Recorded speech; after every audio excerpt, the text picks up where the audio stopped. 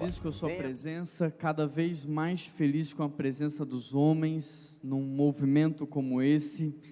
Eu tenho dito que esse não é um evento de homens, mas Deus tem de fato despertado um movimento de homens no meio da sociedade. Então, muito me alegra o fato de você estar aqui, porque uma das coisas que o inimigo mais tem feito na sociedade nos dias de hoje é destruído a imagem do homem, a identidade do homem, porque um homem destruído, ele não tem como proteger a sua casa, a sua família. Satanás tem livre acesso a toda aquela parte que é mais sagrada na sua vida, e o impacto disso não é só na sua geração, mas nas gerações que vêm depois de você também. Então, quando você se posiciona, quando você, mesmo num dia, numa quinta-feira de trabalho, de cansaço e tudo mais, você diz assim: não, eu vou lá, eu vou buscar uma vida de consagração, eu vou lá porque eu vou buscar a palavra de Deus, sabe? Você está dizendo algo no mundo espiritual. Satanás está olhando para a sua atitude e ele está falando: olha, eu vou procurar outra família para mexer, porque eu sei que a família do Cauê eu não vou mexer nunca mais. Porque o Cauê agora é um guerreiro, ele protege a sua casa, ele protege a sua família, ele guarda a sua esposa, ele guarda a sua filha. Quando Deus vê você se posicionando, ele fala: o Mateus, eu sei que eu não posso mexer.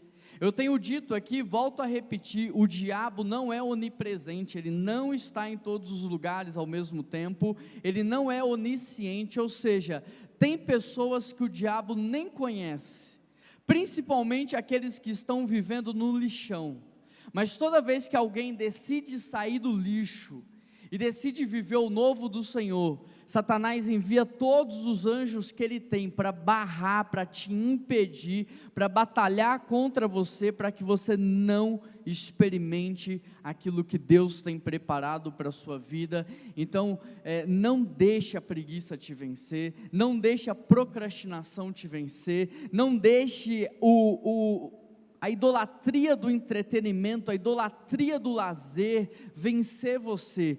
No culto de homens, cara, venha, porque vai ser um tempo de consagração, vai ser um tempo da gente buscar de fato a restauração da nossa casa. Eu lembro quando a esposa do Cauê saiu de casa, o quanto que nós oramos, quantas pessoas que nós envolvemos em oração, e Deus fez um milagre. E não só o Cauê que deu testemunho aqui hoje, mas muitos outros homens na nossa igreja, que Deus tem feito milagres, Deus tem feito coisas sobrenaturais e extraordinárias, e aquilo que eu tenho visto acontecer na vida de alguns, também pode acontecer na sua, porque a Bíblia diz assim, ó: buscar-me-eis e me achareis, quando buscardes de todo o vosso coração.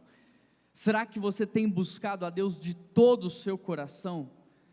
O que de fato hoje você busca de todo o seu coração? Talvez você esteja buscando sim, mas o dinheiro de todo o seu coração, talvez uma promoção no seu emprego de todo o seu coração, talvez uma oportunidade de crescimento de todo o seu coração, talvez uma reputação, mas será que você tem buscado a Deus de todo o seu coração?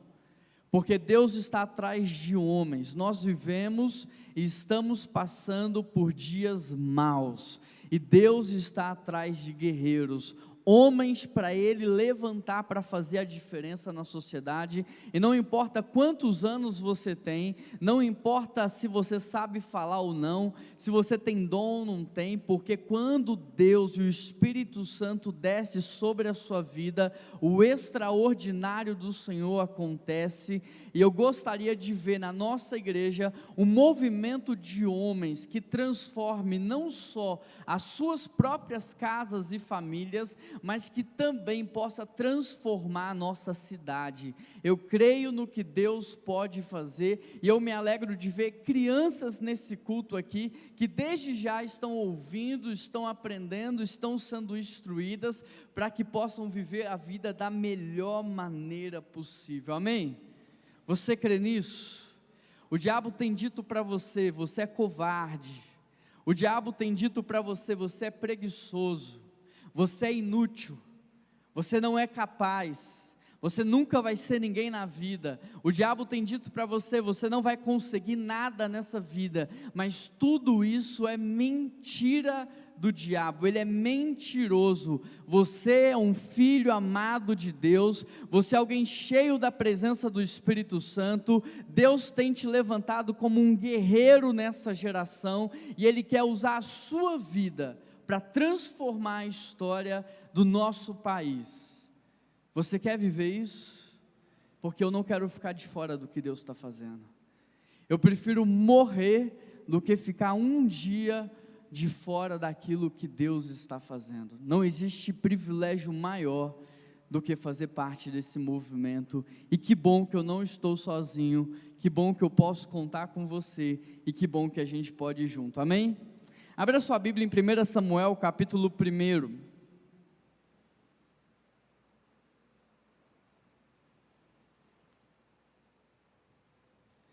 Nós estamos numa série aí anual, você já sabe, pessoas comuns vivendo histórias extraordinárias.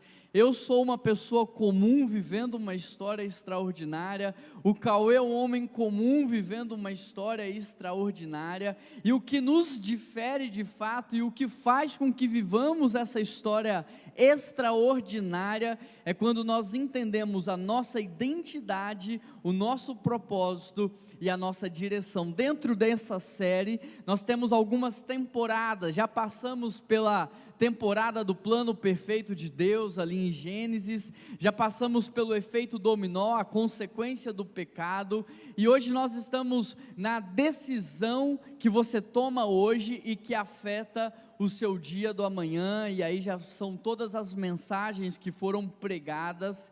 E hoje é um dia muito especial, porque só para você entender, esse texto que a gente vai ler agora, ele precede, ou talvez ele seja a transição entre o período dos juízes e o período dos reis. Então é um período muito importante na história bíblica, e você vai ver o que acontece quando um homem decide ser usado por Deus. Todos conhecem a história de Ana. Ana ficou famosa porque ela era a mãe de Samuel, e Samuel foi quem vai à casa de Jessé para ungir o rei Davi. Então Ana ficou muito famosa, só que Ana não teria vivido o que ela viveu, e não teria gerado Samuel, se não fosse por causa do seu marido, e é sobre ele que eu quero pregar nessa noite. Eu quero falar sobre a vida de Elcana.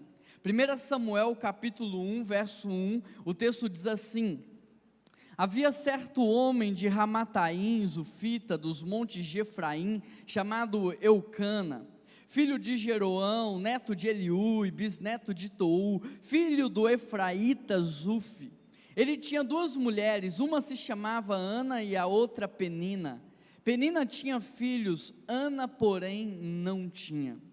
Diante desse texto, a primeira pergunta, a gente pode se fazer muitas perguntas. Por exemplo, esse texto vai falar até do bisavô de Elcana, e é interessante porque talvez você saiba o nome do seu pai, talvez você saiba o nome do seu avô, mas talvez você não saiba o nome do seu bisavô.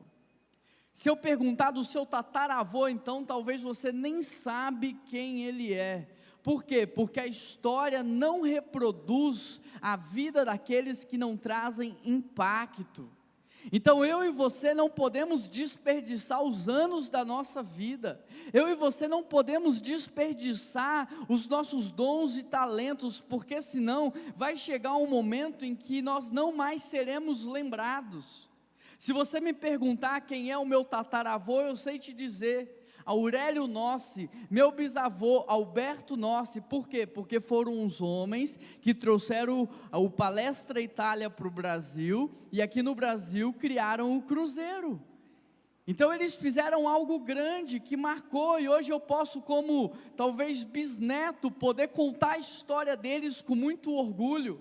Eu posso falar da história do meu avô, um diácono que serviu a igreja durante 60 anos, sem faltar um culto, sem faltar um dia de serviço, de escala. Tenho orgulho de falar da vida piedosa que o meu avô tinha, e tem ainda.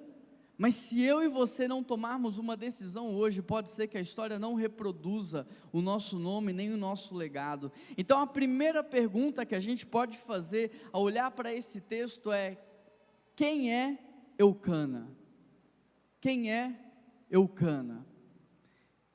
De acordo com tudo o que o texto diz, Eucana é um homem exemplar. Você vai ver no decorrer da história desse texto que Eucana é um homem maravilhoso, mas eu quero ressaltar aqui um ponto de que ele tinha duas esposas. Ele tinha a sua esposa Penina e ele tinha a sua esposa Ana. E aí é muito interessante porque ao longo da história bíblica isso aconteceu várias vezes, de homens de Deus que tiveram muitas esposas, mas essa nunca foi a vontade de Deus.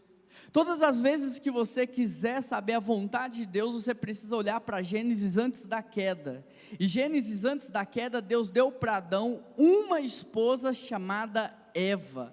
Então quando você olha para a história bíblica, você percebe que a poligamia sempre trouxe prejuízo para a história.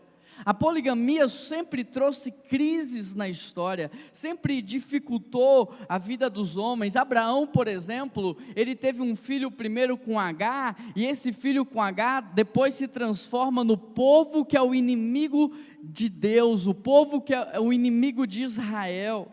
Davi teve problemas também com aquela quantidade de mulheres, e por causa de uma em especial, ele perde todos os seus filhos, é um matando o outro, ele quase perdeu o seu reinado. Salomão teve problemas por causa das mulheres, trouxe idolatria para dentro de Israel. Depois de Salomão, o reino é dividido. Em resumo, não tem uma história bíblica, onde um homem tem duas mulheres e ele pode ter tido sucesso. Sempre que ele tentou conjugar uma esposa com uma amante, ou duas mulheres ao mesmo tempo, esses homens foram levados à ruína. Então quem é Eucana? Eucana é um homem de Deus, Eucana é um homem sábio, você vai ver isso ao longo da história. Mas Eucana cedeu à cultura do seu tempo, porque naquele tempo era normal um homem ter muitas mulheres, principalmente um homem de posses. Até hoje no Oriente Médio, para que um homem possa ter várias mulheres, ele tem que ser capaz de cobri-la com ouro. Se ele conseguir cobrir a mulher com ouro, da cabeça aos pés, então ele tem o direito de ter uma segunda mulher. Então, aquele homem cedeu à cultura do seu tempo, e nós precisamos entender algumas coisas, porque nós somos homens de Deus, mas tem coisas que são normais nesse mundo, que Deus não quer para nós. Tem coisas que são aceitáveis, que são aplaudidas na sociedade, mas que Deus não tem para mim, e Deus não tem para você, e nós precisamos não só saber quais são essas coisas, mas ter convicção de que nós não vamos nem viver, nem experimentar e nem passar perto disso, porque são coisas que podem nos levar ao fundo do poço. A segunda pergunta que nós podemos fazer ao olhar para esse texto é: qual era o estilo de vida de Eucana? Porque não se fala muito sobre esse homem, se fala muito sobre Ana, sobre Samuel, mas e o Eucana? Esse cara fez a diferença na sociedade. Qual era o estilo de vida dele? Olha o que o texto diz no verso 3. Todos os anos esse homem subia de sua cidade a Siló para adorar e sacrificar ao Senhor dos Exércitos. Lá Rofani e Finéias, os filhos de Eli, eram sacerdotes. É interessante porque o texto aqui não está destacando que Ana subia todos os anos para oferecer sacrifícios a Deus.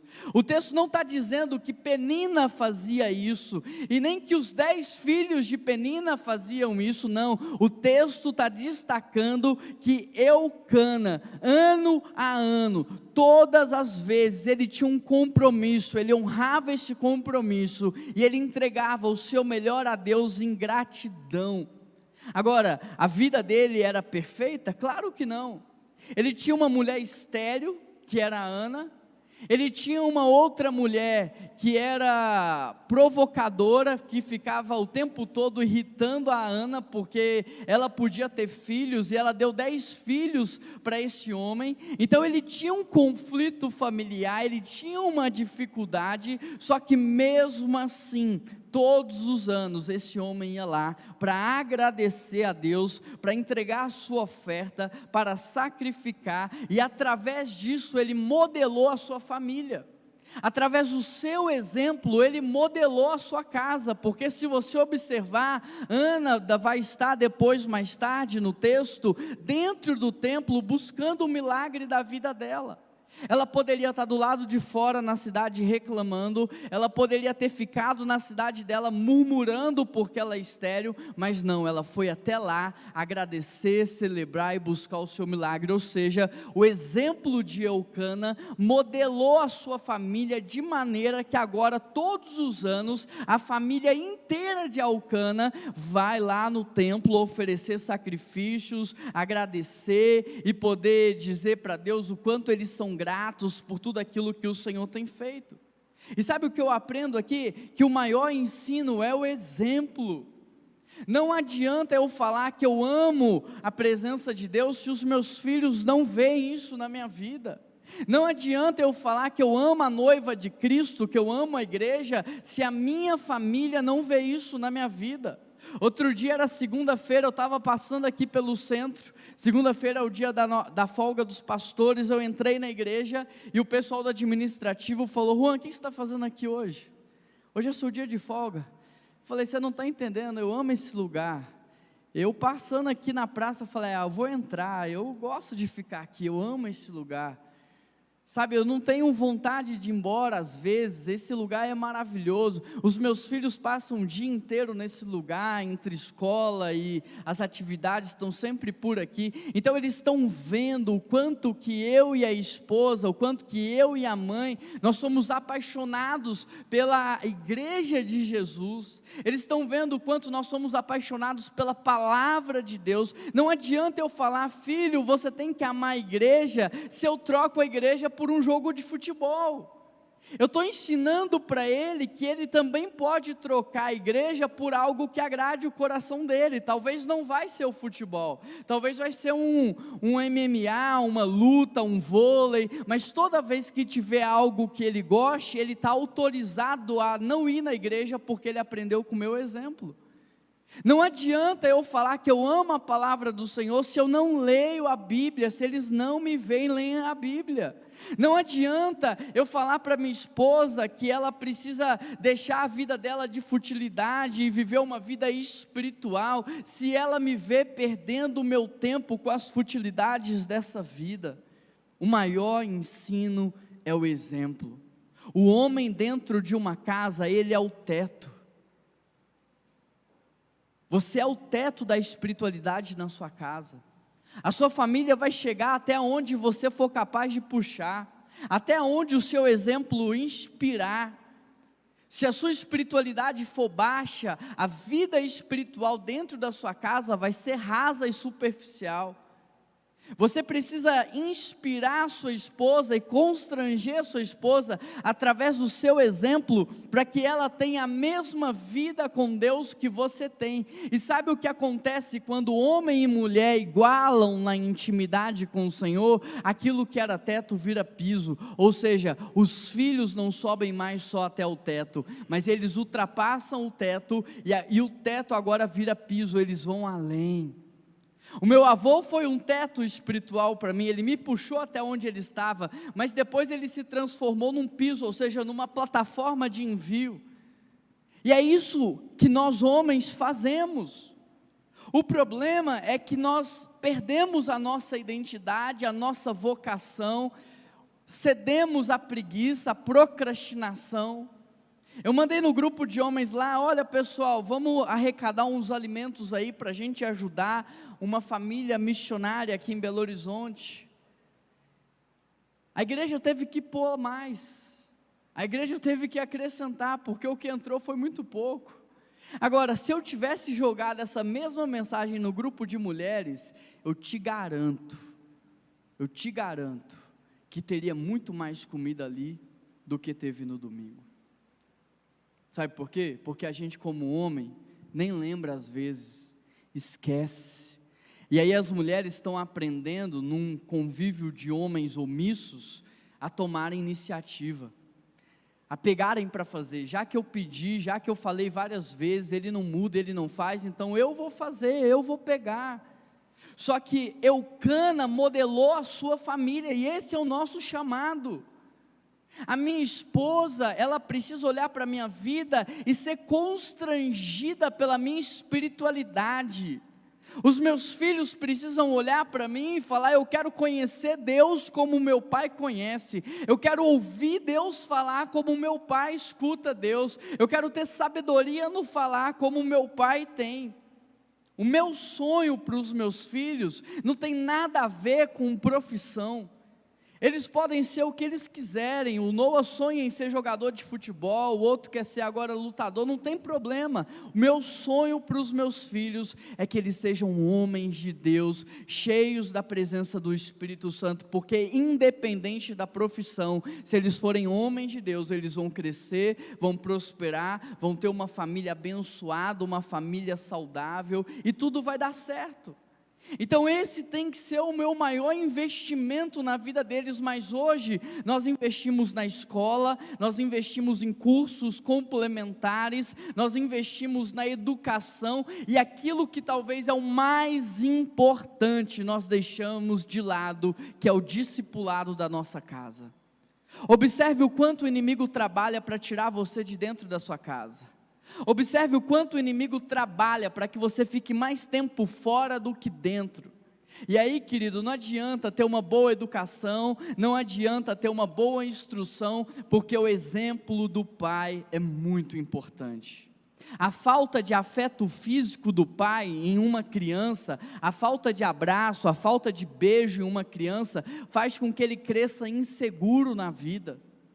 Você precisa entender o seu papel, a sua importância. Eu sei que a sociedade destaca só o papel da mãe e o papel da mulher, mas nós homens temos um papel fundamental na sociedade. Nós temos um papel fundamental dentro da nossa casa. Sem Eucana, Ana nunca teria gerado. Sem Eucana, Ana não teria gerado Samuel. Sem Eucana, Ana não teria gerado aquele que ungiria Davi como rei de Israel.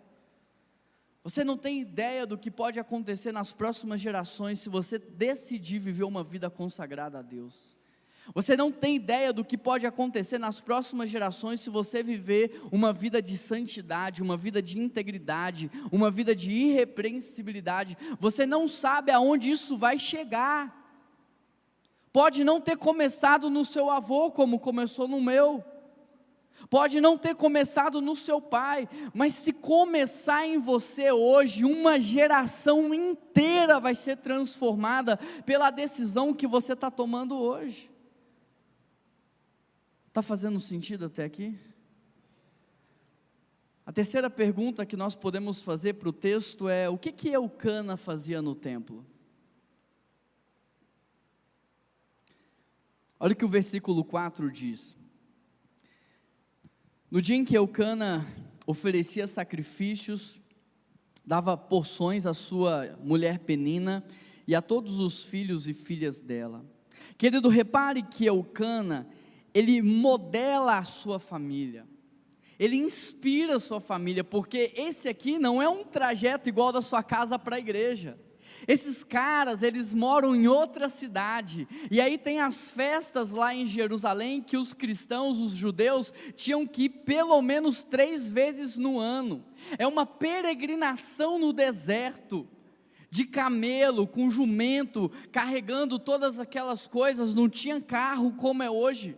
E esse homem aqui, ele não foi sozinho, mas ele levou a sua esposa Penina, que tinha 10 filhos, ele levou sua esposa Ana, e ele chega lá, ele oferece sacrifícios, mas ele também dá porções, alimenta a sua família. Tudo na vida de Eucana era perfeito? Você sabe que não. Ele vivia vários conflitos familiares ali, mas ele não deixava de buscar auxílio no Senhor.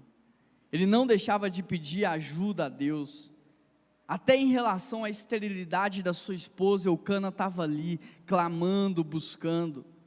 O que mais me impressiona é esse sentimento de gratidão de Eucana, de falar assim: eu tenho que ir, eu não posso me dar o luxo de não ir, olha o que Deus fez na minha vida. Só que esse homem tinha problemas, só que maior do que os seus problemas, era a noção da graça e da misericórdia de Deus na vida dele, e ele falava assim: Deus tem me abençoado tanto, que eu preciso ir levar a minha família, e ensinar a minha família, sobre honrar o nome do nosso Deus. E mesmo com todos os sacrifícios e dificuldades, é isso que ele fez. Ou seja, o que Ana viveu, não aconteceu por causa dela. Eucana, sem saber, com as suas ofertas de sacrifícios ao Senhor, ano após ano, ele estava preparando um ambiente perfeito para o milagre acontecer. E talvez você esteja se perguntando: mas existe isso, Juan? Existe esse negócio de preparar um ambiente para o milagre acontecer? Existe. Jesus, quando chega na sua cidade, o que ele diz? Olha, eu poderia fazer aqui tudo o que eu fiz nos outros lugares, curar, ressuscitar, sinais, maravilhas, eu poderia fazer aqui tudo o que eu tenho feito nos outros lugares, mas eu não vou fazer, porque vocês não me receberam com honra, vocês me desprezaram. Tudo que você despreza, você perde, mas tudo que você honra, você recebe. Então Eucana, sem saber, entregando dia após dia a sua oferta de gratidão, honrando o nome de Deus, mesmo na dificuldade, ele estava preparando um ambiente perfeito, para que um milagre pudesse acontecer na vida da sua esposa. A Bíblia diz em Provérbios 3, olha: honre ao Senhor com os teus bens, e os teus celeiros serão fartos, e os teus barris transbordarão. Celeiro farto, você já sabe, fala de provisão para hoje. Eu entro no celeiro, eu pego o que eu preciso e pronto. Mas barris transbordando, fala de provisão para o futuro, porque a uva apodrece, então você tem que transformar ela em suco e depois guardar no barril. E você pode usar aquele barril de suco de uva como mercadoria, como moeda de troca. O que Deus está dizendo é: aqueles que me honram terão provisão no presente e terão provisão no futuro. A palavra do Senhor está dizendo o tempo todo para nós o quanto que a honra destrava o sobrenatural. Se aquele povo tivesse recebido Jesus com honra, eles teriam vivido milagres e experimentado o poder de Deus. Olha o que aquela mulher faz: ela quebra um vidro de perfume em cima de Jesus. Aquele vidro de perfume representa a economia de uma vida inteira de trabalho. Ela estava guardando aquilo para o seu casamento, mas quando ela quebra aquilo em cima de Jesus, sabe o que ela está dizendo para Jesus? Jesus, você é mais importante que o meu casamento. Jesus, você é mais importante que a minha economia. Jesus, você é mais importante que a minha vida. E tanto é verdade que eu vou quebrar. Sabe por que eu vou quebrar? Para não ter risco de eu guardar uma gota sequer para mim. Eu vou entornar tudo, eu vou dar tudo. E aí o texto fala que ela enxuga os pés de Jesus com o quê? Com seus cabelos. Querido, se você pega um pano para enxugar, é rapidinho, né? Porque o pano suga tudo. Agora, quanto tempo você acha que levou para enxugar com os cabelos? Levou tempo demais. Essa mulher está dizendo: Jesus, o Senhor é tão importante para mim, que eu não só estou te dando tudo o que eu tenho, mas eu estou te dando também o meu tempo. Aí Jesus fala assim: aonde o evangelho for pregado, a história dessa mulher será contada. Da mesma maneira que essa mulher me honrou, agora eu vou honrar a vida dela. A honra destrava o sobrenatural. A gratidão destrava os milagres do Senhor nas nossas vidas. Naquele dia, 10 leprosos foram curados. Quantos? Mas quantos voltaram para agradecer? E um que voltou para agradecer, recebeu muito mais do que ele podia imaginar.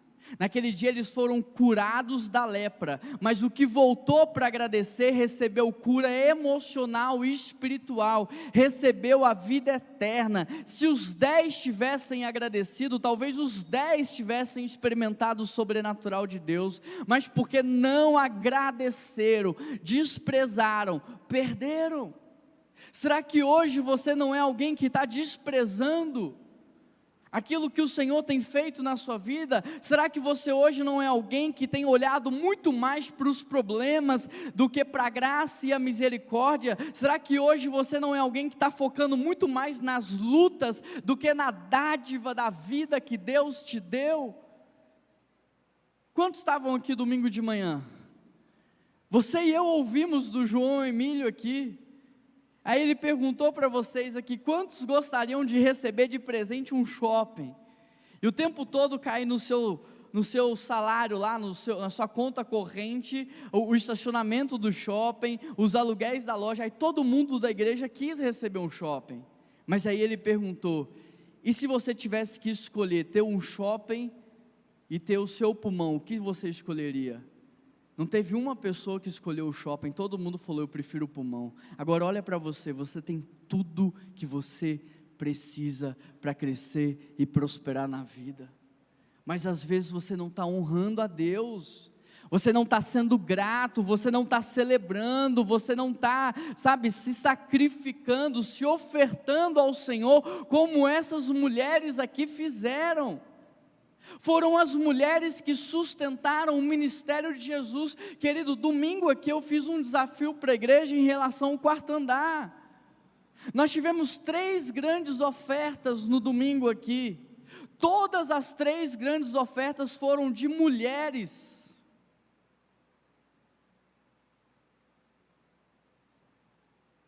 Eu olho para isso, isso me constrange. Por que, Deus?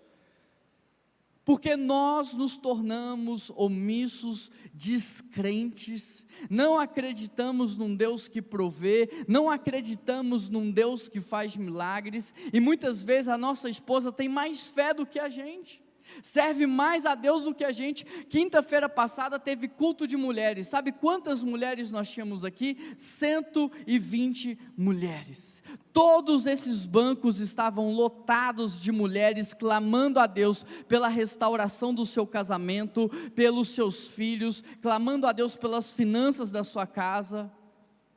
No grupo de homens nós temos mais de 80, onde estão esses homens? A gente marca uma reunião de pais, só vem as mães, os pais não aparecem. Você não pode acreditar no que o diabo está te dizendo, você não é covarde. Não aceita isso, você não é omisso. Não aceita isso para você. Não aceita essa passividade. Chegou a hora de você se posicionar, chegou a hora de Deus te levantar. Esse é o momento certo, porque Belo Horizonte está passando por uma crise espiritual. Nós estamos vivendo uma guerra de tronos em BH. Sabe o que eu quero te dizer? Olha só, Belo Horizonte é conhecida no mundo inteiro, em todos os países em que Deus me deu o privilégio de ir, todos os lugares que eu fui, e eu me apresentava como um pastor de BH, as pessoas falavam assim: Belo Horizonte é a cidade do avivamento. Sabe por quê? Porque na década de 60 e 70 teve um grande avivamento em Belo Horizonte. Foi quando nasceu a Lagoinha, Getsemane, nasceu a 8ª Presbiteriana, teve o crescimento da Igreja Batista Central. Só que hoje o que está acontecendo? Pastor Arlécio aqui do Barro Preto acabou de aposentar, acabou de entregar ao ministério, um gigante na fé, alguém que o diabo olha e tem medo. Márcio Valadão é outro gigante na fé. Pastor Flavinho, que assumiu, meu amigo pessoal. Mas o Márcio é gigante no mundo espiritual. O diabo olha e respeita. E aí só nessas 2 últimas semanas nós perdemos 2 grandes líderes espirituais que de alguma maneira influenciam a maneira como eu, você e as nossas famílias desfrutam da vida nesse lugar. Daqui a alguns anos, não sei quantos, mas o Jorge vai aposentar, o Jeremias vai aposentar, o Paulo Mazzoni vai aposentar, e nesse exato momento, Deus está olhando para a cidade do avivamento, e Ele está falando: quem é que eu vou usar? Paulo Mazzoni era engenheiro dentro da Vale, bem remunerado. Deus chamou para ser pastor e usou a vida dele. Deus está olhando, não importa qual é a sua formação, não importa onde você trabalha. Se Deus encontrar em você um homem temente, um homem fiel, Ele levanta você aonde você estiver, e Ele coloca você como luz, porque a Bíblia diz que a luz não fica escondida, a luz precisa ficar em evidência. Cadê os homens da nossa igreja? Cadê os homens da nossa igreja? Sabe quem é que teve que levar a doação lá na casa missionária? A Sandra. Porque talvez eu não tinha um homem que eu pudesse ligar e falar assim: você pode pegar aqui as cestas básicas, você pode carregar, pôr tudo no seu carro e levar lá. Uma mulher teve que fazer isso. Você pega os ministérios da igreja, as mulheres estão servindo muito mais do que a gente, porque enquanto elas estão vivendo essa vida consagrada, essa espiritualidade, sabe onde eu e você estamos?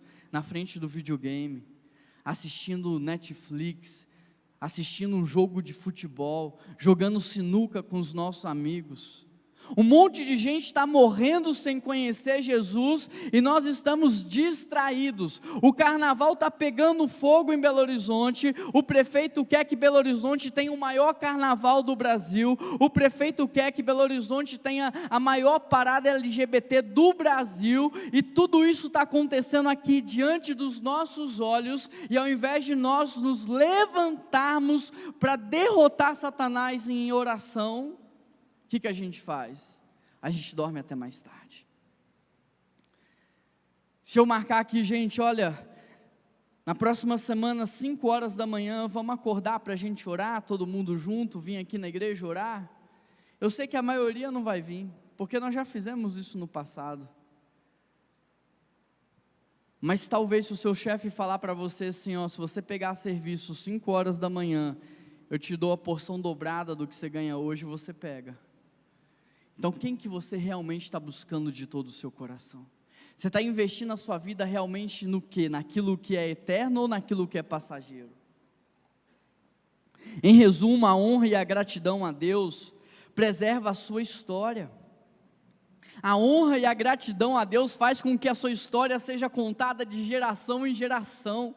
A sua honra e a sua gratidão a Deus faz com que a sua família tenha recursos financeiros no presente e no futuro. Até quando você faltar, não faltará para os seus. Sabe, eu vou dizer uma coisa para vocês aqui que eu tenho muito orgulho disso. Wilson Júnior, Murilo Cassete morreu tem mais ou menos quantos anos? Em torno de 20 anos. Tem 20 anos que nós sustentamos a esposa dele com o salário que ele recebia, enquanto foi pastor aqui 38 anos. A sua honra e a sua gratidão a Deus não deixa faltar recursos para a sua família, nem quando você falta. Não foi ele que pediu isso. Deus moveu os homens daquela época para que eles pudessem ter esse cuidado com a dona Carolina. Porque os dois, Murilo Cassete e dona Carolina, se entregaram por completo à obra de Deus durante 38 anos das suas vidas. A sua honra e a sua gratidão a Deus abre portas para os milagres que você precisa.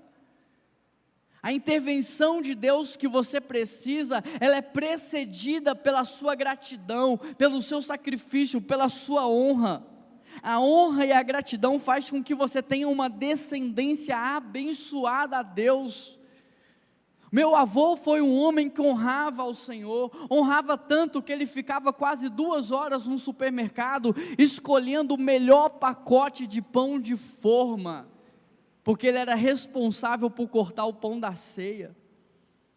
Chegava na casa dele, eu ajudava ele, tinha que lavar as mãos, tinha que fazer tudo de maneira perfeita, o pão tinha que ser cortado todos do mesmo tamanho. Meu avô foi um homem que honrou a Deus, e ele deu para o meu avô uma geração e uma descendência abençoada. A quarta pergunta que nós podemos fazer em relação a esse texto é: como é que era o relacionamento de Eucana com a sua família? A gente já sabe quem Eucana é, o seu estilo de vida, o que ele fazia no templo, mas agora, e com a família dele? Olha o que o texto diz no verso 4 e 5, no dia em que Eucana oferecia sacrifícios, ele dava porções à sua mulher Penina e a todos os filhos e filhas dela, mas a Ana ele dava porção dupla, porque amava, mesmo que o Senhor tivesse deixado estéril.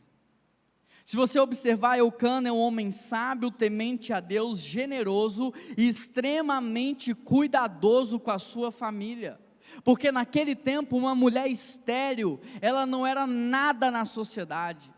Talvez por isso até que Eucana tivesse Penina, porque ele precisava dar continuidade à sua geração. Então mulheres assim naquele tempo eram desprezadas pelas suas famílias, desprezadas pelo seu marido. Mas olha a sensibilidade de Eucana. Ele chega para Ana e fala assim: Ana, para você eu vou dar a porção dobrada do meu amor, para você eu vou dar a porção dobrada do meu cuidado, para você eu vou dar a porção dobrada de tudo. Sabe por quê? Para que você nunca se esqueça que você é amada, não porque você pode dar filhos ou não, mas por quem você é. Isso nos mostra o amor de Eucana como um amor que aponta para o amor de Cristo. Eucana que tipifica Cristo, Eucana que está apontando para Cristo, porque eu e você não podemos retribuir o que Ele faz por nós, mas mesmo assim Ele tem nos dado porção dobrada do seu amor, porção dobrada do seu cuidado.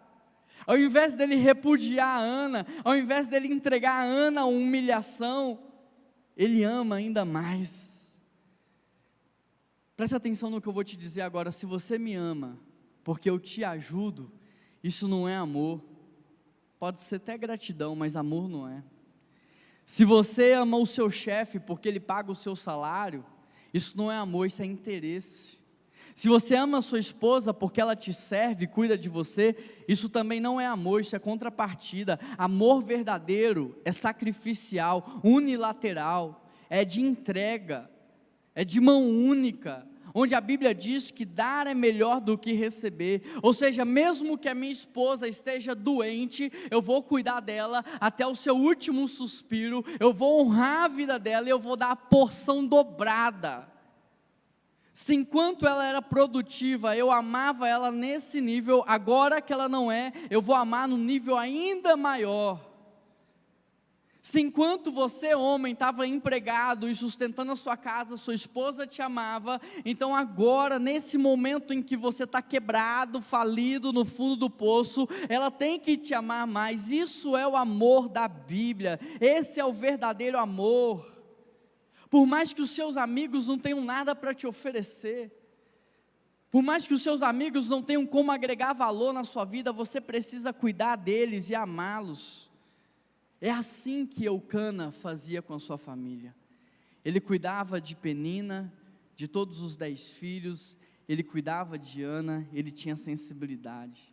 Agora, essa pergunta é muito interessante: como é que Eucana lidava com a frustração dentro da sua casa? Eucana, seu marido, lhe perguntava: Ana, por que você está chorando? Por que você não come? Por que você está triste? Será que eu não sou melhor para você do que 10 filhos? Você que é homem, você sabe que a gente não tem paciência com mimimi. Você que é homem, você sabe que quando às vezes a nossa esposa está passando por um problema e ela quer nos contar aquele problema, tudo o que a gente mais quer é que ela resuma a história para a gente. Você que é homem, você sabe que tudo o que você mais quer é que ela te apresente o problema, aponte o problema para você dar a solução. Nós não temos paciência, mas Eucana está aqui interessado em ouvir a sua esposa. Ele sabe por que ela está chorando, ele sabe por que ela não come, mas ele está ali demonstrando: olha, eu estou interessado em você, eu estou pronto para te ouvir, fala comigo, o seu marido é atencioso com você. Aqui na igreja, por exemplo, nós temos excelentes conselheiros. Se você precisar de um bom conselheiro, procura o Samuel, procura o Augusto que está sentado ali atrás, procura o Renan, procura o Otávio, procura o Júlio, Clemilson, o Emerson, excelentes conselheiros. Agora, essa não é a minha habilidade natural, eu estou confessando um pecado aqui para vocês, estou confessando aqui um defeito para vocês, porque enquanto você senta com Augusto e você fica lá conversando com ele 1h30, você entra na minha sala, em 20 minutos eu quero resolver o seu problema, e eu tenho orado, falado: Deus me ajuda, para que eu tenha essa paciência para ouvir os detalhes, me ajuda para que eu possa ter essa compaixão de me envolver na história, me ajuda para que eu não seja só alguém que resolve o problema, mas que demonstra interesse. Olha a atitude de Eucana: por que você está assim? Olha o que ele diz para ela: eu não sou melhor para você do que 10 filhos, o que ele está dizendo é: se você acha que eu valorizo mais Penina porque ela me deu 10 filhos, eu estou te dizendo, mesmo que você não tenha me dado nenhum, eu te amo da mesma maneira, eu cuido de você da mesma maneira, você não precisa se preocupar com isso. O interessante é que Ana, no verso 15 e 16, ela fala com o sacerdote assim: sou uma mulher muito angustiada, estou derramando a minha alma diante do Senhor, não julgue a tua serva vadia, porque eu estou aqui orando por causa da minha angústia e tristeza. É interessante porque quando a gente está sofrendo, a gente não consegue perceber o cuidado de Deus. Ana está aqui se colocando como uma mulher triste, angustiada, abandonada, sofrida, mas olha o marido que essa mulher tem.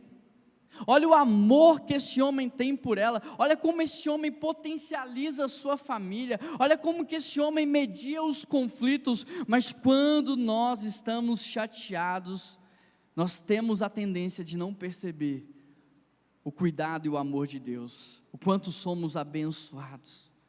E aqui Eucana representa Jesus nas nossas vidas, que mesmo ouvindo as nossas murmurações e pensando: não tem motivo, está vivo, dei tudo o que precisa para viver o sobrenatural, dei dons, talentos, capacidade, sabe, a gente pensa que Adão e Eva, eles saíram do Éden porque eles foram expulsos, e está certo, eles foram expulsos mesmo por causa do pecado, mas se eles não tivessem pecado, eles também teriam que expandir o jardim do Éden, porque Deus deu uma ordem: crescer e multiplicar. Tudo o que você precisa para crescer e multiplicar, o Senhor já te deu, está dentro de você. Você tem um canal liberado com Deus Criador dos céus e da terra, você tem um canal liberado com o ser mais inteligente, com a mente mais brilhante, tudo o que você precisa está aí dentro de você. A sexta pergunta que nós podemos fazer diante desse texto é: o que Eucana faz diante do voto de Ana? Porque Ana faz um voto desesperado a Deus, olha o que ela diz: se tu me deres um filho, eu vou te devolver ele, eu vou consagrar ele ao voto de Nazireu, o seu cabelo e a sua barba nunca serão cortados. Ele respondeu: vá em paz, que Deus de Israel lhe conceda o que você pediu, espero que sejas benevolente com a tua serva. Então ela seguiu o seu caminho, comeu, seu rosto já não estava mais abatido. Na manhã seguinte eles se levantaram, adoraram ao Senhor, voltaram para casa em Ramá. Eucana teve relações com Ana e o Senhor se lembrou dela. Querido, esse aqui era um voto muito sério. Eucana está dizendo para Deus assim: se o Senhor me der um filho, eu te devolvo ele. E aí Deus lembra de Ana e dá um filho para ela. Eucana vai no ano seguinte e ele fala: e aí, vamos levar a criança? Ela fala: não, espera só eu terminar de amamentá-lo, depois que ele estiver amamentado nós levamos. E com 3 anos eles levam Samuel ao templo e deixam aquele menino lá. Eucana está vendo a sua mulher fazer esse voto, e ao invés dele interferir, ao invés dele falar, mulher não faz isso, mulher pode ser que Deus realmente nos dê um filho de outra maneira, o que ele faz? Ele apoia a sua esposa. Você tem coragem de falar assim, Deus me dá um carro que eu te devolvo ele? Você tem coragem de falar, Deus me dá uma casa que eu te devolvo essa casa para a sua obra? Deus me dá uma promoção no meu emprego e o meu primeiro salário eu consagro ao Senhor. Você tem coragem de falar, Deus me dá um filho e eu te devolvo ele? Porque foi isso que esse casal fez. Um voto muito sério diante de Deus, mas ao invés do seu marido impedi-la, o seu marido apoia. Hoje, quando aqueles que estão perto de você, eles vão fazer um jejum, eles vão fazer um voto, eles vão fazer um sacrifício, uma oferta, quem é você nessa história? Alguém que poda ou alguém que incentiva? Quando alguém que está perto de você, quando a sua esposa, seus filhos, seus amigos estão lá, não, eu vou fazer um voto para Deus, não, eu vou fazer um jejum, não, eu vou me sacrificar, você é alguém que fala, não, não faz isso, deixa de ser bobo, ou você é alguém que fala, cara, se preciso for, eu faço com você, porque eu não vou te deixar lutar sozinho, tua batalha é tão grande que eu vou lutar ela junto contigo. Nós estamos guerreando aqui por motivos incomuns. O Danilo não está lutando sozinho pela Sara, nós estamos como igreja todos os dias orando e jejuando pela Sara e a filha deles. Nós estamos lutando juntos.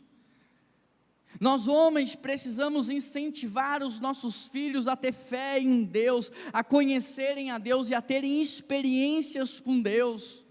Eu contei isso aqui no dia do encontro de homens lá na casa da Pampulha, mas foi muito interessante a experiência que os meus filhos tiveram com Deus. Eu e Keila chegamos para eles e nós dissemos assim, olha, vocês vão juntar as figurinhas do álbum da Copa do Mundo de vocês e vocês vão doar essas figurinhas para alguém. E aí Deus nos mostrou para quem nós deveríamos doar. E aí eles doaram, eles entregaram todas as figurinhas do álbum da Copa do Mundo. Passado algumas semanas, uma pessoa me procurou, e aí ela falou assim, Deus colocou no meu coração aqui de te dar uma quantia, e essa pessoa me deu uma quantia, e ele falou assim, olha, você vai comprar as figurinhas para os seus filhos com esse valor. Eu falei, mas esse valor é alto, mas você vai comprar figurinha para os seus filhos com esse valor. Aí comecei a procurar de banca em banca, figurinha para vender, e já não tinha mais. Aí nós tivemos que entrar no site da Panini, e aí nós tivemos que selecionar lá as figurinhas que faltavam, e quando nós selecionamos todas que faltavam, deu exatamente o mesmo valor que nós recebemos. Olha a experiência que eles tiveram com Deus. Nós precisamos estimular os nossos filhos a terem experiências com Deus. Não basta contar para eles sobre o que Deus fez na sua vida, você precisa estimulá-los para que eles também tenham histórias com Deus. Você precisa estimular a sua esposa para que ela também tenha uma história com Deus. Mas quando a sua mulher chega para você e fala assim, marido, Deus tocou no meu coração da gente dar uma carona para fulano depois do culto, você é aquele que fala sim, nós vamos levar, ou você é alguém que fala, não, pelo amor de Deus, por que você fez isso? É muito longe. Quando a sua esposa chega para você e fala assim, Deus colocou no meu coração da gente ajudar financeiramente uma família, você é alguém que fala, você tem razão, vamos ajudar mesmo, ou você é alguém que poda a fé dela, poda a generosidade dela? No meu primeiro ano de casado, tinha acabado de chegar em São Paulo, eu e Keila construímos lá a nossa casinha, mobiliamos tudo, aí fomos convidados para mudar para Vinhedo. E aí a Keila chega para mim e fala assim, amor, Deus está colocando no meu coração aqui uma coisa, Eliabe vai casar, eles vêm de uma situação mais difícil que a nossa, vamos doar tudo isso aqui para eles, e a gente só vai com a roupa nossa para Vinhedo? Porque é o primeiro ano de casado, tudo novinho, a gente comprou tudo agora, o que a gente faz? Doamos tudo para o Eliabe. Chegamos lá em Vinhedo, Só para encurtar a história, digitei lá num grupo, acho que era do Orkut da época, daqueles grupos de compra, vende e troca. Alguém tem um colchão, uma geladeira e um fogão para vender? Aí uma pessoa responde: olha, eu tenho, meu endereço é tal, vem cá. Nós fomos à casa dessa pessoa, e quando nós chegamos lá, era um condomínio de altíssimo luxo na cidade de Vinhedo. Entramos naquele condomínio, chegamos naquela casa e eu já pensei: meu Deus, eu não vou ter dinheiro para comprar esse colchão, porque deve ser o colchão, deve ser a geladeira e deve ser o fogão. Eu não vou ter dinheiro, já entrei desanimado. Mas quando nós entramos lá, aquela mulher olhou para mim e para aquele e falou assim: olha, eu não conheço vocês, mas quando você escreveu no grupo, Deus colocou no meu coração uma coisa. Meu marido foi promovido, a gente está mudando para o Canadá, e a empresa comprou um apartamento para a gente lá, mobiliou, deu tudo para a gente. E eu falei para Deus: Deus, o que eu vou fazer com tudo que a gente tem aqui? Na hora que vocês escreveram que vocês queriam comprar um colchão, uma geladeira e um fogão, Deus falou assim: chama eles aqui, manda eles escolherem o que eles quiserem. E nós levamos quase 2 caminhões de mudança daquela casa. Você é alguém que poda a fé da sua esposa, ou você é alguém que estimula a fé dela? Você é alguém que poda a generosidade dos seus filhos, ou você é alguém que estimula a generosidade dele? Porque às vezes o seu filho pega um brinquedo e fala: papai, eu quero dar isso aqui para um menino que mora na rua, que não tem o que brincar, e você fala assim: mas filho, isso aí custou muito caro, filho, eu paguei muito caro nisso, pega outro. Sabe o que você está fazendo? Você está podando a generosidade dele, você está ensinando ele a valorizar muito mais os bens materiais. A 7ª pergunta que nós podemos fazer é: o que Deus fez diante da postura de Eucana? Até agora é Eucana, é ele servindo, é ele buscando, é ele cuidando, mas o que Deus fez na vida desse homem? Olha o que o texto diz: na manhã seguinte, eles se levantaram e adoraram ao Senhor, e então voltaram para casa. Na manhã seguinte, eles se levantaram, adoraram ao Senhor, e Eucana teve relações com a sua mulher Ana, e o Senhor se lembrou dela, e Ana engravidou, e no tempo devido deu à luz a um filho, e ela lhe deu o nome Samuel, porque eu pedi ao Senhor. Esse texto começa falando que a primeira coisa que Eucana faz no seu dia é adorar a Deus.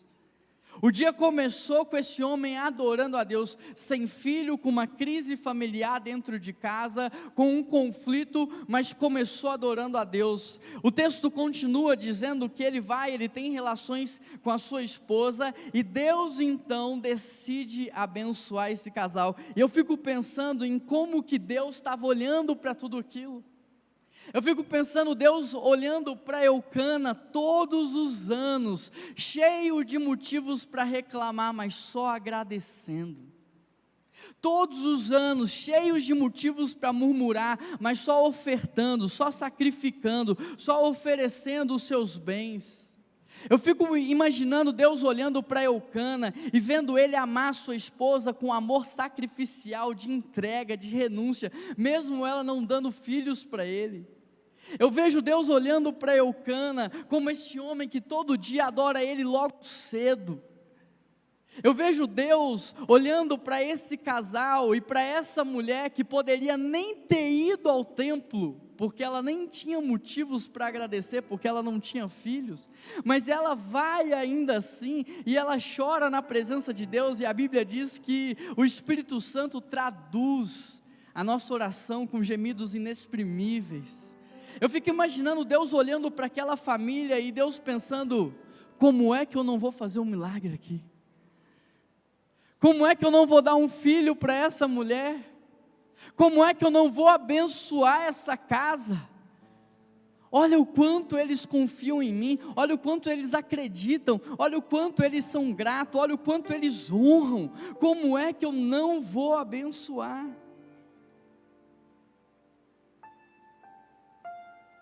E a última pergunta é: o que Eucana aprendeu com tudo isso? O sacerdote Eli abençoa Eucana, presta atenção, dizendo: que o Senhor dê a vocês filhos dessa mulher no lugar daquele que ela dedicou ao Senhor. Então voltaram para casa, e o Senhor foi bondoso com Ana. Ela engravidou e deu à luz 3 filhos e 2 filhas. Enquanto isso, o menino Samuel crescia no templo. Sabe o que Eucana aprendeu com essa história? Que não existe ninguém mais generoso do que Deus. Talvez eles tivessem pensado, não, a gente arrebentou a boca do balão, porque quem é que oferece um filho para Deus? Não existe ninguém na face da terra, talvez mais generoso do que eu. Olha a minha oferta. Deus foi lá e falou, você me deu um filho, eu vou te dar 5. Toda vez que você tentar competir com Deus em generosidade, Ele sempre vai ganhar de você. Quando Ele multiplicou o pão, sobrou 12 cestos cheios, porque Deus está nos mostrando que o problema do mundo não é falta de recurso, o problema do mundo não é falta de dinheiro, o problema do mundo não é falta de poder, o problema do mundo é falta de homens tementes ao Senhor, homens que estão buscando viver uma vida consagrada, homens que estão dizendo, Deus me dê um caráter para que eu não me perca, me dê um coração aprovado para que eu permaneça firme na Tua presença. Às vezes você faz uma oferta, e durante muitos anos eu fui o maior dizimista dessa igreja, e hoje eu fico às vezes triste por não ser mais, gostaria de ser, peço a Deus para um dia voltar a ser, mas às vezes a gente olha para o nosso dízimo, a nossa oferta, e a gente fala assim, não, olha aí o que eu estou fazendo para Deus, olha aí o tamanho da minha oferta generosa, quarto andar, doei a metade. Aí a gente aprendeu na pandemia com Paulo Gustavo, né? Que precisou pagar um pulmão externo, que custava 40 mil reais a diária, e mesmo assim, morreu. Não tem nada que você possa dar para Deus que Ele já não tenha te dado ou possa te dar infinitamente mais. Não tem oferta, não tem dízimo, não tem sacrifício. Eu estou aqui servindo Deus tantas horas por dia, Deus está me devendo. Deus não deve nada a ninguém. Ele fala assim que quando você empresta aos pobres, é como se você estivesse emprestando para Ele, e que Ele não fica em dívida com ninguém. Os homens mais prósperos que eu conheci, ao longo da minha caminhada até hoje, de fato, foram os homens mais generosos que eu também conheci. Uma coisa estava completamente relacionada à outra. Quanto mais fiel você é àquilo que Deus te deu no seu tempo, nos seus dons, nos seus talentos e nos seus recursos, mais o Senhor olha para você e fala, eu posso dar mais. Quando eu contratei o Samuel, eu colocava 500 reais na mão dele para ele administrar, e comprar umas coisinhas para a igreja, uma latinha de tinta, uma tomada. Samuel foi fiel. Ia lá, fazia direitinho, bonitinho, trazia as notas, prestava o relatório, mostrava tudo. Pô, Samuel é fiel. Aí depois eu fui lá, Samuel, está aqui mais um pouquinho. Samuel, está aqui mais um pouquinho. No último ano, Samuel administrou talvez 500 mil reais.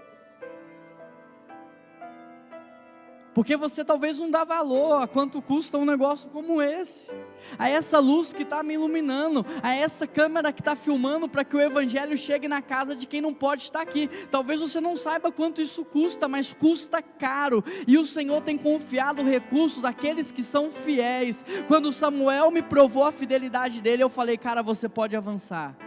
Você pode negociar mais, você pode cuidar de mais, e é isso que Deus faz com a gente. Quando você é fiel no pouco, Ele te coloca sobre o muito, e não só sobre dinheiro, mas sobre problemas, porque um grande líder é alguém que resolve grandes problemas.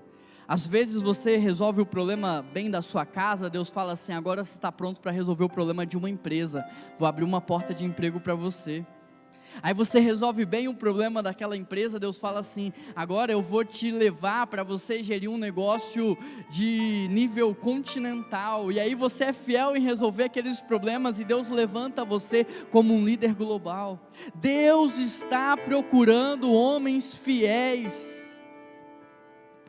Eucana percebeu que Deus fez muito mais do que ele um dia podia imaginar.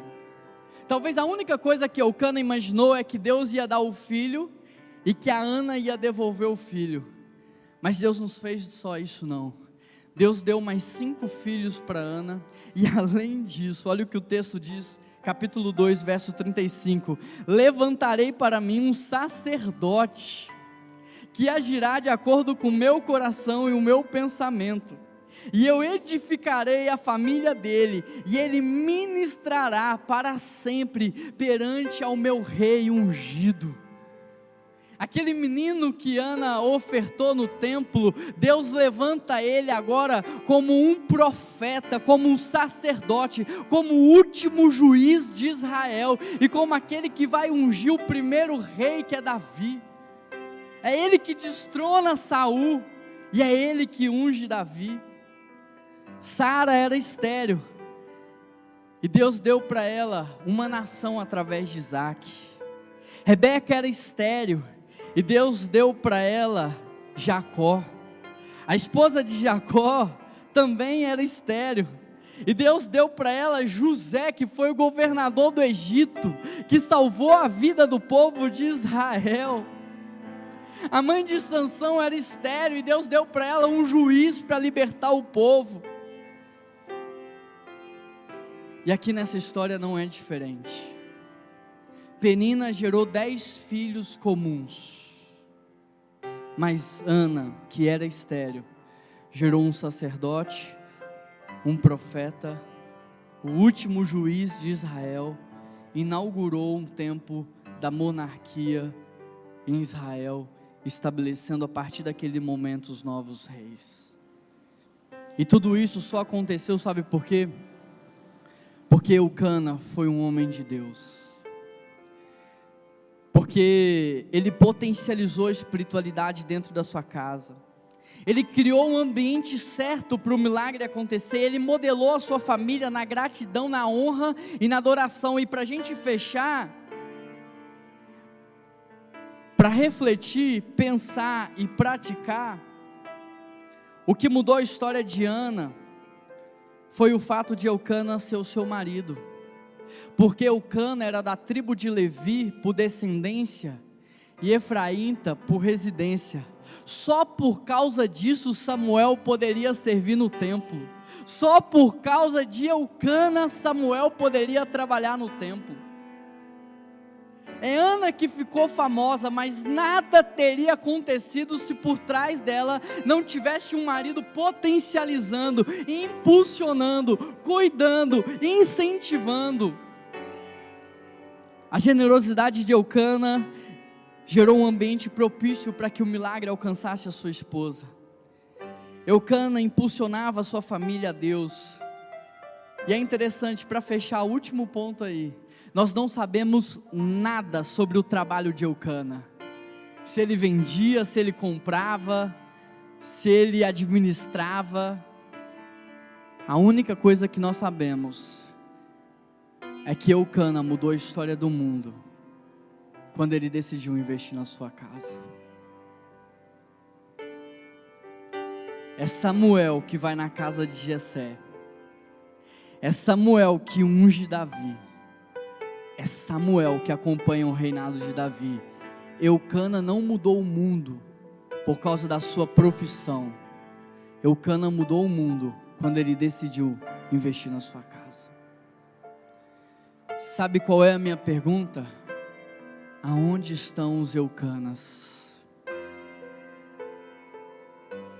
Se nós somos como Sansão, que Deus levantou para ser juiz, mas desperdiçamos a nossa vida, ou se nós somos como Eucana, que Deus levantou para mudar a história do planeta, quem você é? Como você chegou aqui? Agora, a segunda coisa é que pouco me importa como você entrou nesse lugar.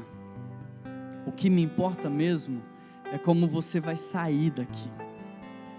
O milagre que a sua esposa precisa está dentro de você, porque você é o líder espiritual da sua casa, você é o sacerdote do seu lar. O milagre que o seu filho precisa, a libertação que o seu filho precisa, está dentro de você. Porque assim como Deus Pai criou o mundo através da palavra, Ele também nos fez pais para modelar as nossas famílias através do nosso exemplo. E se você quiser de fato sair daqui diferente da maneira como você entrou, eu quero orar pela sua vida, eu quero convidar você a vir aqui na frente, para que a gente possa ter um tempo de consagração a Deus, de renúncia, de entrega.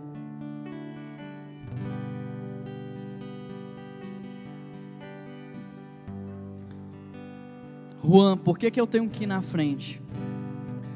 Porque o diabo tem que ver, ele tem que ver que te perdeu, ele tem que ver a decisão que você está tomando, ele não conhece a sua mente, o seu coração, ele precisa ver você se posicionando para falar assim: eu desisto do Whindersson, eu desisto do Gilberto, eu vou procurar alguém mais fraco, mas o Rafael nunca mais, porque se posicionou. Por isso que a gente se posiciona, para que Satanás saiba que Deus está levantando nesse lugar uma geração de homens consagrados ao Senhor, que vão transformar e ressignificar a história das suas famílias, e através das suas famílias mudar a história desse mundo. Deus, eu quero colocar, Pai, cada homem que está aqui na frente, inclusive eu também me prostro diante do Senhor, porque assim como todos eles, eu também tenho muitas lutas, falhas, pecados e áreas na minha vida que precisam ser tratadas.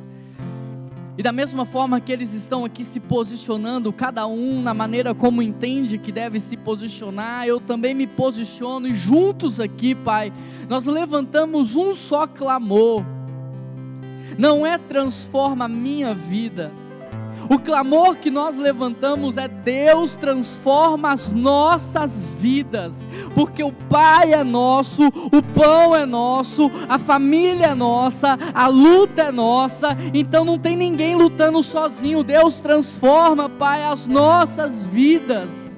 Nós queremos viver uma vida consagrada ao Senhor, Pai. Nos liberta de vícios, nos liberta da imoralidade sexual. Ó Deus, que o Senhor que fez a obra na vida do Cauê faça a obra nas nossas vidas e restaura tudo aquilo que o diabo roubou, tudo aquilo que o diabo tirou de nós. Restaura em dobro, assim como o Senhor fez com o seu servo Jó.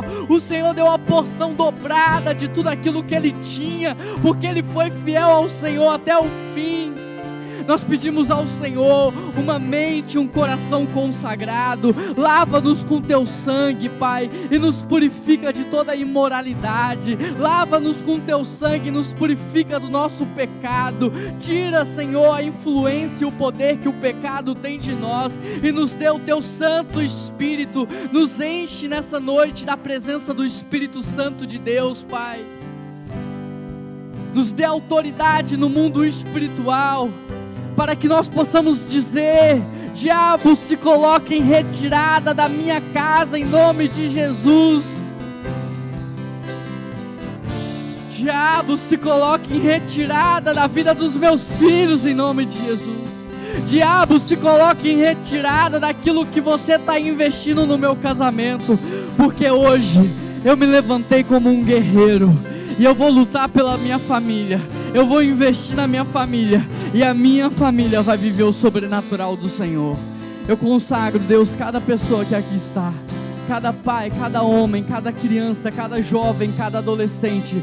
Faz desses homens guerreiros, faz desses homens, ó Pai, homens valentes, como os homens de Davi, como os guerreiros de Davi, que a Bíblia diz que tinham a cara de leão. Que o Senhor nos dê, Pai, cara de homem, postura de homem, coração de homem, liderança de homem, Pai, em nome de Jesus. Dê autoridade para cada um que aqui está, enche dos seus dons e dos teus talentos, ó Pai. E eu peço ao Senhor, erga eles. Se eles estiverem caídos, levanta, Pai.